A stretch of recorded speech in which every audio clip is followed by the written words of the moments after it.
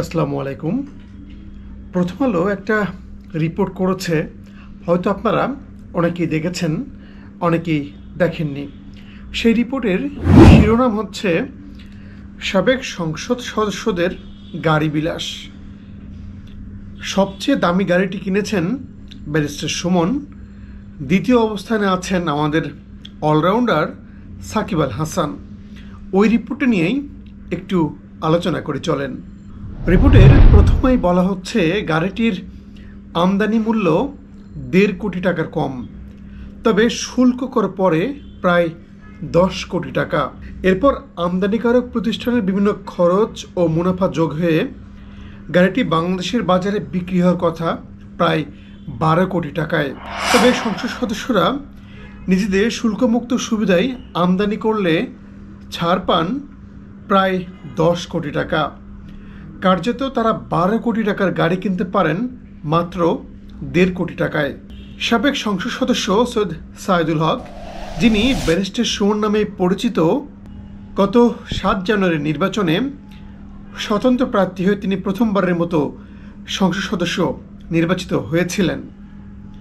তিনি যে গাড়িটি আমদানি করেছিলেন সেটা জাপানের টয়োটা ব্র্যান্ডের ল্যান্ড ক্রুজার FJ300W মডেলের। কাস্টমসের শুল্কায়নের নথি অনুযায়ী হবিগঞ্জ 4 আসন থেকে নির্বাচিত সৈয়দ সাইদুল হক এবার সবচেয়ে দামি গাড়িটি এনেছিলেন।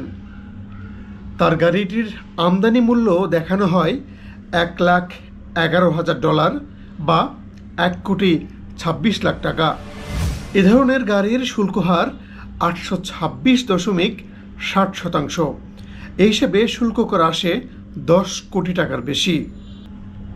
দ্বাদশ সংসদের মেয়াদের সময় গত 20 জুন গাড়িটি খালাস করেছেন ব্যারিস্টার সুমন। তার মানে সরকার পতনের আগে তিনি তার যে গাড়িটি আমদানি করেছিলেন সেই গাড়িটি কাস্টমস থেকে ছাড়িয়ে নিয়েছেন।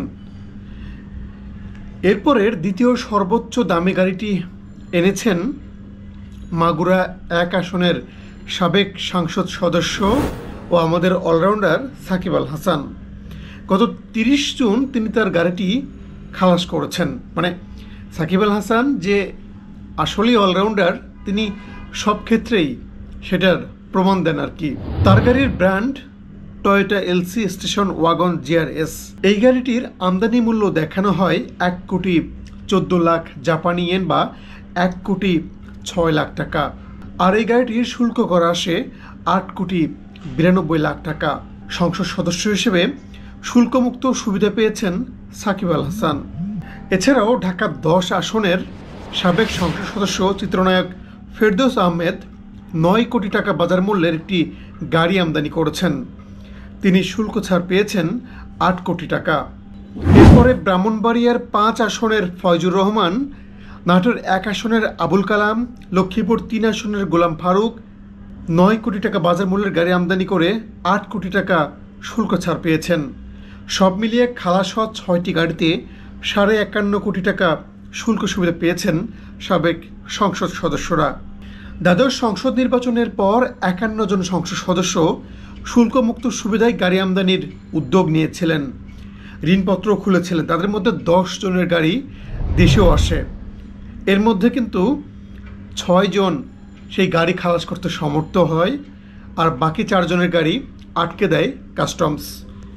কাস্টমস সূত্র জানিয়েছে 2009 থেকে 2023 সাল পর্যন্ত আওয়ামী লীগের 3 মেয়াদে অন্তত 576টি গাড়ি শুল্কমুক্ত সুবিধায় আমদানি করেছেন সংসদ সদস্যরা। আর এসব গাড়ি আমদানির ক্ষেত্রে তারা শুল্ক কর ফাঁকি দিয়েছেন 3,500 কোটি টাকার বেশি। প্রথম আলোর ওই প্রতিবেদনে আরও বলা হয়, সংসদ সদস্যদের এই ধরনের গাড়ি আমদানির ক্ষেত্রে যে সুযোগ, সেই সুযোগ তৈরি হয় এরশাদের আমলে। 1988 সালের 24 মে এ সংক্রান্ত প্রজ্ঞাপন জারি হয়। পরবর্তী সময়ে ক্ষমতায় এসেছে বিএনপি, ক্ষমতায় এসেছে আওয়ামী লীগ। তারা এরশাদ সরকারের বিভিন্ন নীতি ও আইন বদলে দিলেও শুল্কমুক্ত সুবিধায় গাড়ি আমদানির যে সুবিধাটা ছিল সেই সুযোগটি বহাল রাখে, যার কারণে কিন্তু প্রতিবার সরকার চেঞ্জ হয় নতুন নতুন এমপিরা আসেন এবং তারা এই ধরনের অল্প টাকায় খুব দামি গাড়ি আমদানি করেন এবং শুল্ক কর ছাড়াই বাংলাদেশের রাস্তায় তারা চালান। এ ধরনের সুবিধাও কিন্তু বৈষম্যমূলক সুবিধা, এ ধরনের সুবিধাও কিন্তু বাদ দেওয়া উচিত।